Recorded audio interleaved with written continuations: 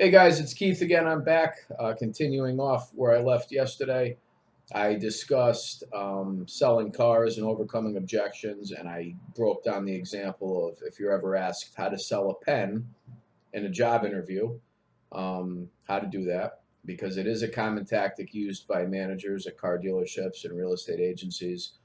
In another interview I was asked to sell a styrofoam cup. So, to clarify what I mean by that is I was interviewing for a sales position, and the person in charge of hiring said, "Well, Keith, if you're a great salesman, then sell me this styrofoam cup that he had on his desk. Tell me how great this cup is." So I took the cup and I said to him, "How long have you been shopping for a styrofoam cup?" And he said, 3 weeks. And I said, "How often do you use a styrofoam cup?" And he said, "Every day." So I said, "Okay, well, based on the information that you gave me here today, I think that I have a cup that will meet your needs, and it has some benefits that I'm sure you'll appreciate."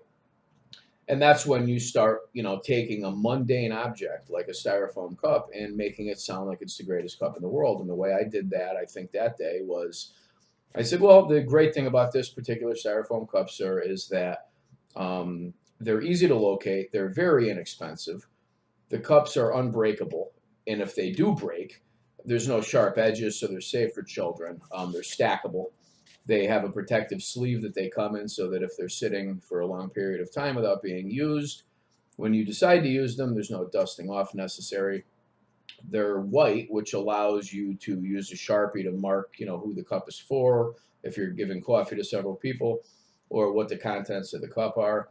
They keep cold beverages cold, hot beverages hot. And if you do have a hot beverage like coffee, it's cool to the touch. You won't burn your hands when you're touching it. They also have multi-uses. You could use it for soup and chili. I see a lot of pizza restaurants use it when you order a calzone. They put the sauce in these cups.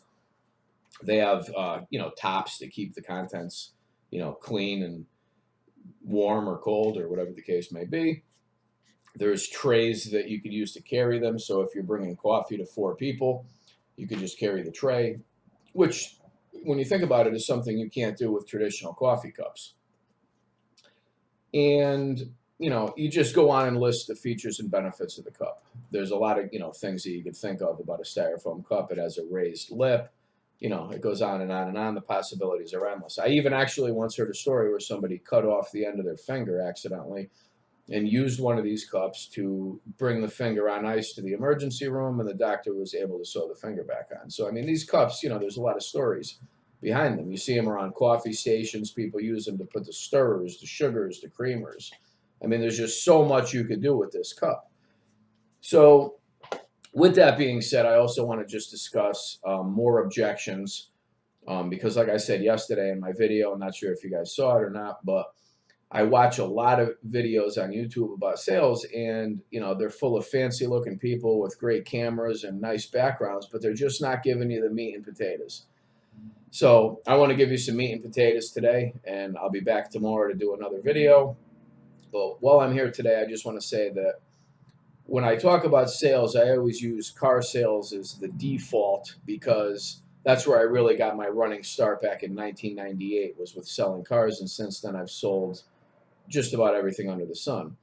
And my biggest, experience with learning how to sell was that overcoming objections is a very critical part to closing deals. And a lot of salesmen will say, "Oh, I don't really overcome objections because if they're not going to buy, they're not going to buy." And I don't buy that. If somebody says something to you, whether it's, "I want to think about it, I want to talk to my wife about it, I want to," you have to have something good to say to that, or you will lose the sale right then and there, no questions asked. So, the rebuttal I want to discuss today. Yesterday, I discussed what to say if the customer says, "I want to think about it." So I clarified that yesterday. Today, I want to discuss another very common rebuttal that customers say in all industries. But when I was selling Nissan Maximas or Nissans, in general, it was very common for somebody to come in and drive, say, the Maxima. They'd like the car. Their wife would, if it was a man, the wife would like the car, or vice versa. And I would think I had a sale. I would spend 3 hours with them, and then they would hit me with the common objection of, well, I think now I want to go try driving a Honda Accord and just see which one I like better. And that happens every single day in America. In the car business, or if you're selling vacuum cleaners or whatever you're selling, it always happens. And the beauty of this objection is that whatever they say they want to go test next is always similar to what they just tested with you. So in other words, if they just drove a Nissan Maxima and they say they want to drive a Honda Accord, well, guess what? The Honda Accord and the Nissan Maxima are pretty much the same car. And just like a Toyota Camry is comparable to both of those cars, whereas a Nissan Altima and a Honda Civic, or, you catch my drift. They're similar. They're never going to drive a Nissan Maxima and then say, "Oh, I want to go drive a Lamborghini."